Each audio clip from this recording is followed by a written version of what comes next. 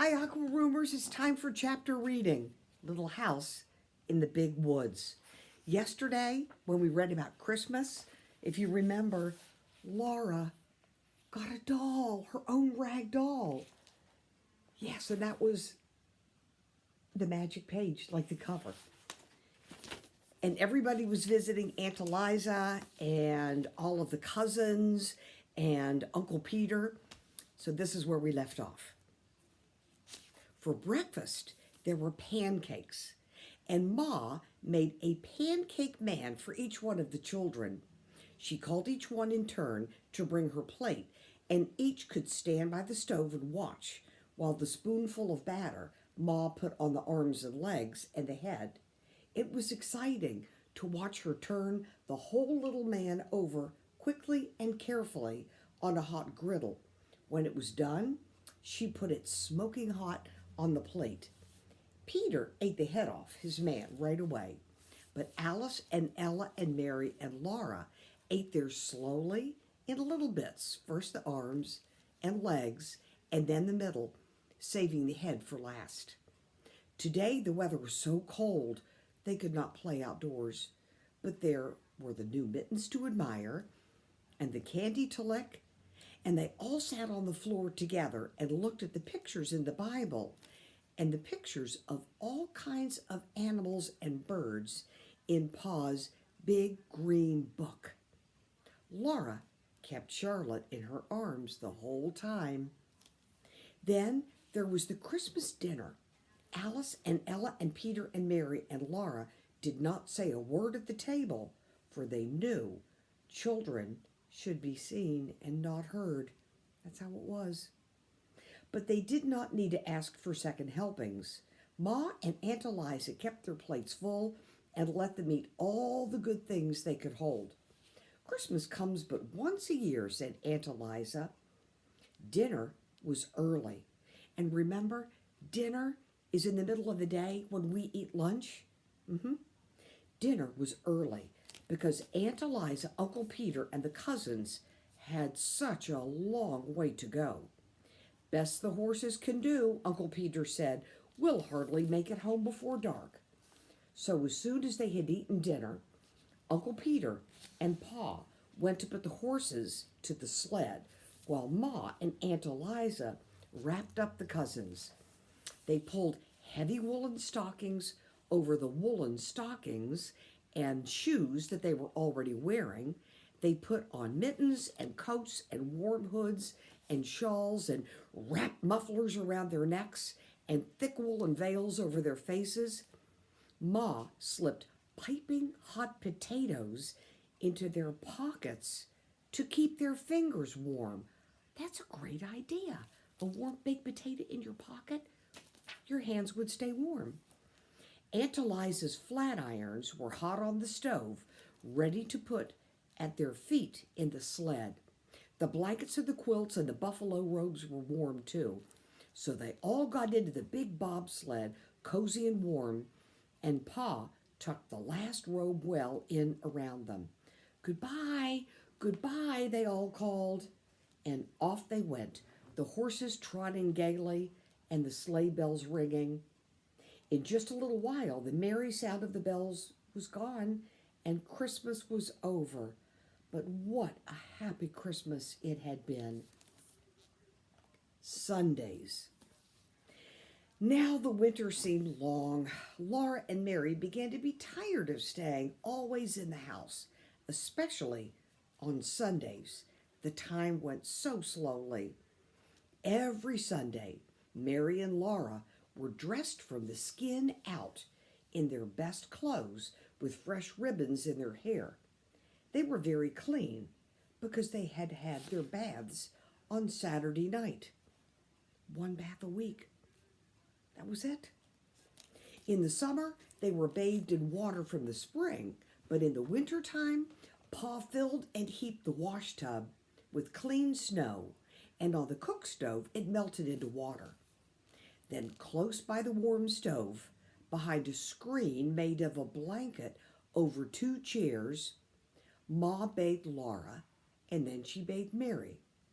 Laura was bathed first because she was littler than Mary. She had to go to bed early on Saturday nights with Charlotte because after she was bathed and put into her clean nightgown, Pa must empty the wash tub, fill it with snow again for Mary's bath.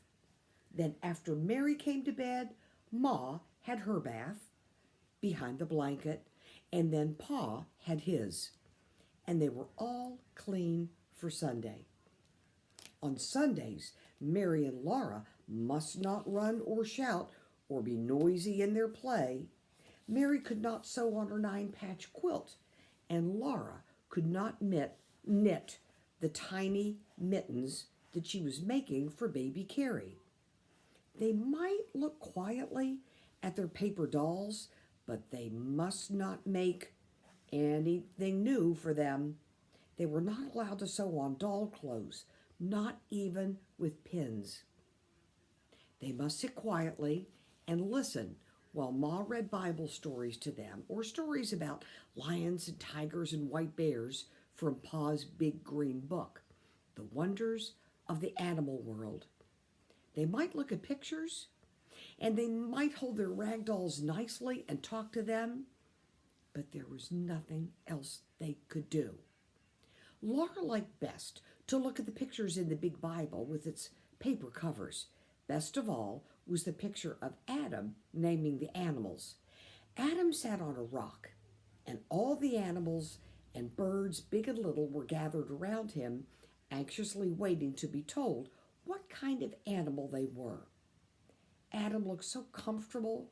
He did not have to be careful to keep his clothes clean because he had no clothes on. He only wore a skin around his middle. Did Adam have good clothes to wear on Sundays? Laura asked Ma. No, Ma said. Poor Adam. All he had to wear was skins. Laura did not pity Adam. She wished she had nothing to wear but skins. One Sunday after supper, she could not bear it any longer. She began to play with Jack, and in a few minutes she was running and shouting.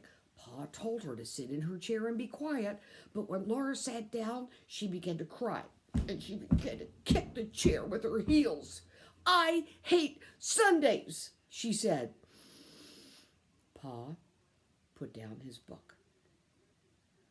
Laura, he said sternly, come here.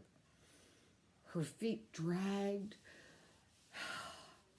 because she knew she deserved a spanking, but when she reached Pa, he looked at her sorrowfully for a moment, and then he took her on his knee and cuddled her against him. He held out his other arm to Mary and said, I'm going to tell you a story about when Grandpa was a little boy. So here's Laura. Oh, she is not happy, kicking the chair. She hates Sundays. And now, this is the story of Grandpa's sled and the pig. Okay. When your grandpa was a boy, Laura, Sunday did not begin on Sunday morning, as it does now. It began at sundown on Saturday night. And then everyone stopped every kind of work or play. Supper was solemn. After supper, Grandpa's father read aloud a chapter of the Bible while everyone sat straight and still in his chair.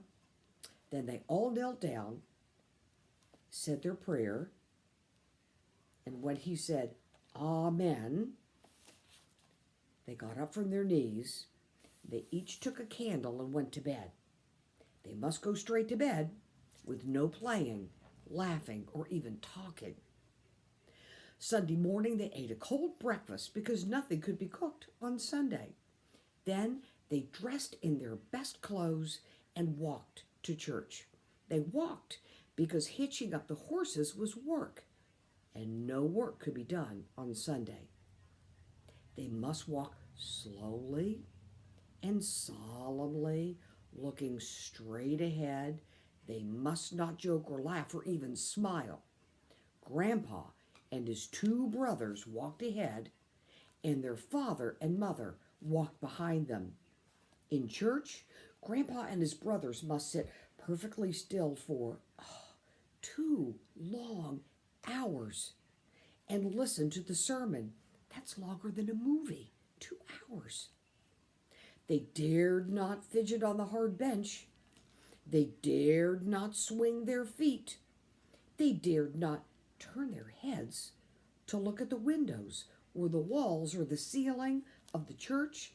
They must sit perfectly motionless like that, and never for one instant take their eyes from the preacher. When church was over, they walked slowly home. They might talk on the way, but they must not talk loudly, and they must never laugh or smile. At home, they ate a cold dinner, which had been cooked the day before. Then all the long afternoon, they must sit in a row on a bench and study their catechism until at last the sun was down and Sunday was over. Now, Grandpa's home was about halfway down the side of a steep hill. The road went from the top of the hill right to the bottom, right past the front door. And in the winter, it was the best place for sliding downhill that you can possibly imagine. One week, Grandpa and his two brothers, James and George, were making a new sled. They worked at it every minute of their playtime. It was the best sled they had ever made, and it was so long that all three of them could sit on it, one behind the other. They planned to finish it in time to slide downhill Saturday afternoon. For Saturday afternoon, they had 2 or 3 hours to play. But that week, their father was cutting down trees in the big woods. He was working hard, and he kept the boys working with him. They did all the morning chores by lantern light, and they were hard at work in the woods when the sun came up.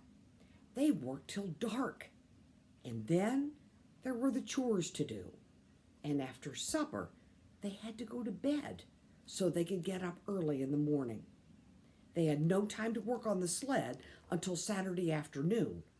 Then they worked at it just as fast as they could, but they didn't get it finished till just as the sun went down Saturday night.